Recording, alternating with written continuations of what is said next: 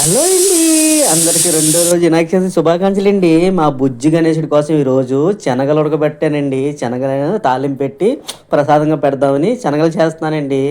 శుభ్రంగా శనగలు బాగా 3 గంటలు నానబెట్టుకునండి. ఈ లోపు తులసమ్మ తల్లికి దండం పెట్టుకున్నానండి.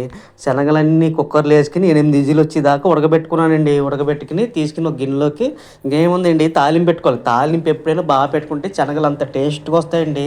ముందుగా పోపు సరుకులు వేసుకుని, తర్వాత జీలకర్ర వేసుకుని, తర్వాత మినపగుళ్ళు చెక్కలు వేసుకుని, తర్వాత కొన్ని పచ్చిమిరపకాయలు, తర్వాత కొన్ని ఎండుమిరపకాయలు, తర్వాత కొద్దిగా కరివేపాకు, కొద్దిగా ఇంగువ, తర్వాత పసుపు ఉప్పు వేసుకుని కలిపి తర్వాత శనగలు వేసుకున్నానండి.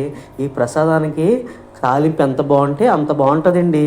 వినాయకుడికి లడ్డూలు తర్వాత వచ్చేసి లడ్డూల తర్వాత వినాయకుడికి చాలా ఇష్టమండి కుడుములండి. కుడుములు అంటే ఆయనకి చాలా ఇష్టమండి. ఆయన నాకు చేయడం రాదండి. తర్వాత వచ్చేసి ఇయ్యనండి ఇంకా శనగలు. శనగలు అంటే చాలా చాలా ఇష్టం అన్నమాట ఆయనకి. మొత్తం శనగలన్నీ ఉడకని కాదండి, అన్నీ తాలింపులు వేసేసుకుని ఒక 5 నిమిషాలు బాగా నూనెలో మగ్గాలండి. ఎంత మగ్గితే అంత టేస్ట్ వస్తుంది అన్నమాట.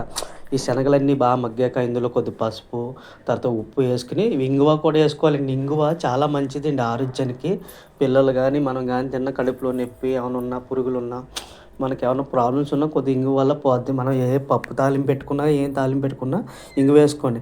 ఇంకేంటిని మా బుజ్జి గణపతి దగ్గర వినాయకుడి దగ్గర పెట్టేసుకుని బొమ్మ దగ్గర ఆయన మనస్ఫూర్తిగా కోరేసుకున్నానండి. ఇంట్లో పూజ అయితే బాగా చేసుకున్నా. ఇంకా గుడికి బయలుదేరండి. మా గుడిలో కూడా విగ్రహం పెట్టారన్నమాట.